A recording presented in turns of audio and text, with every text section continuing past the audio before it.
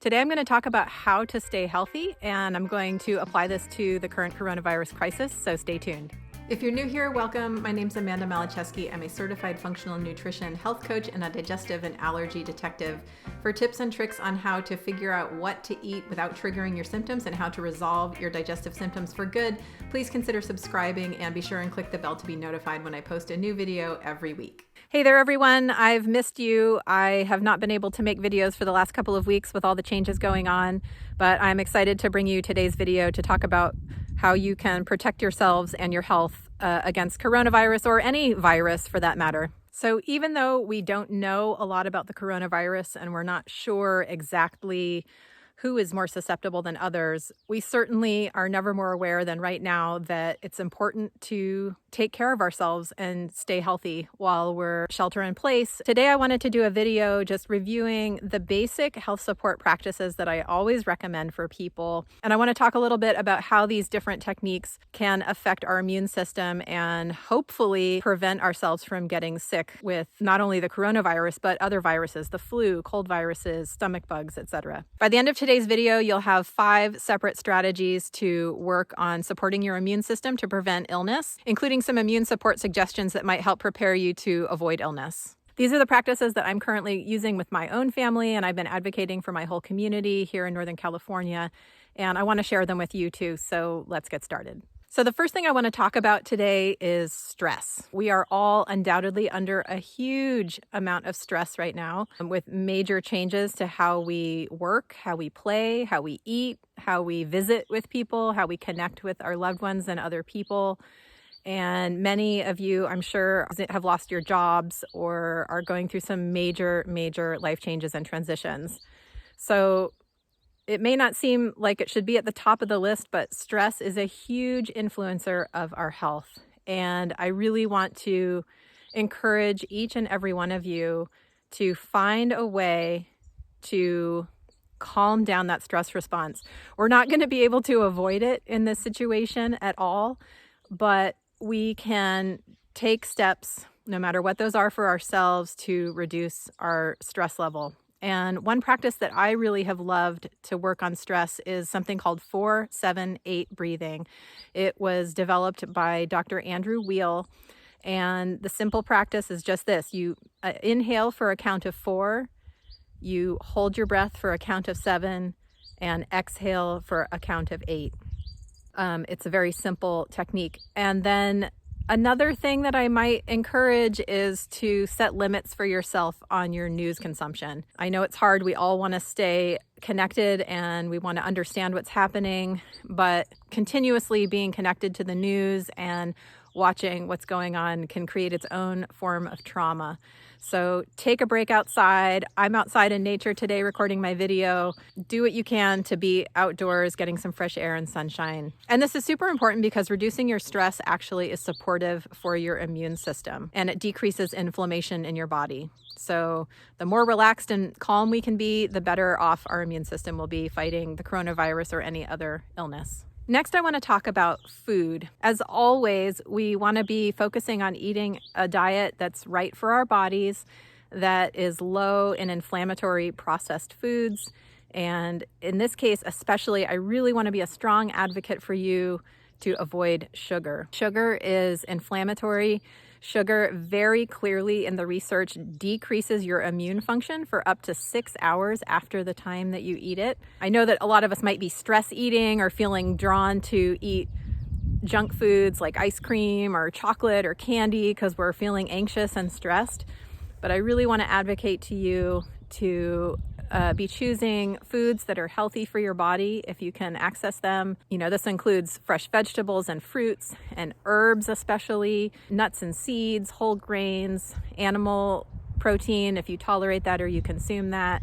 I want to encourage you to continue to eat basically fresh real food. I keep hearing reports that the produce section of the grocery stores are full of produce while the dried goods are disappearing off the shelves. So do shop the outer edges of your grocery store and see what you can do to get creative with new kinds of meals. The third thing I want to talk about today is exercise. I know that we're all aware how important it is, and it's certainly an important modulator of your immune system. Certainly, it reduces stress, and fresh air and sunshine are really good for the immune system.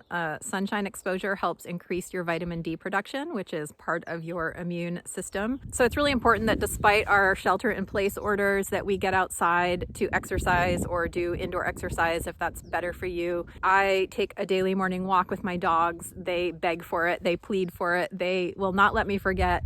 So I at least do this and sometimes take another walk later in the day. And then on the weekends when I'm not working, I am getting out to the beach in our remote area with my family or taking to some trails where there's hardly anybody there. See what you can do about just getting fresh air and exercise. This is going to help modulate your immune system and help you avoid getting sick. The fourth thing I want to talk about is sleep. Sleep is very important to maintain your immune function. And again, because we're feeling so stressed, we might be staying up late, consuming news and trying to keep abreast of things or worrying about things. But as always, it's very important for us to get a good night's rest every single night and to make sure that we're getting 7 to 8 hours of sleep.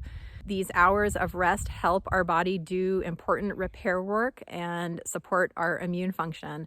So try and shut those screens off by 8 or 9 p.m. and have a period of an hour or so at least before you go to bed where you're not looking at a screen. Make sure that you're getting rest and recharging your batteries overnight so that you can get up and face the next day. Finally, I want to take a few minutes to talk about some of the immune supplements that I use to support my body and I encourage my family members to use. There's a couple of different ways to go about this. One is to include antiviral supplements. So these include things like L-lysine, which is an amino acid that's really well known for helping with herpes, olive leaf extract, which you can either get as a tincture or capsules, or selenium, which is a mineral that can help, is also antiviral. These items can help make your body less hospitable to viruses. Other immune supplements that you might be really familiar with are vitamin C and D. You may want to check with your healthcare provider before supplementing with vitamin D to make sure that you really do need it. Another supplement that people may not be aware could be valuable are probiotics.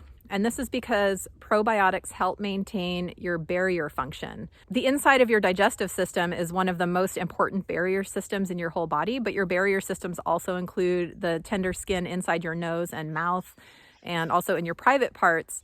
And probiotics very definitely help support this barrier function and prevent outside organisms from coming in.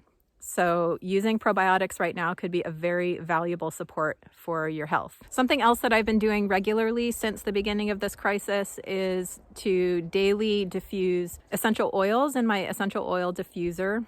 Most essential oils are to some degree antiviral and antibacterial and antifungal. So I have been diffusing different oils each day in our house just to help keep surfaces clean and keep the air that we're breathing full of good antiviral particles. Some of the oils that I suggest for this purpose are eucalyptus, lemon, cinnamon, frankincense, thyme, and lavender. So anything that you like is fine in this regard. There's been a lot of conversation about elderberry and coronavirus.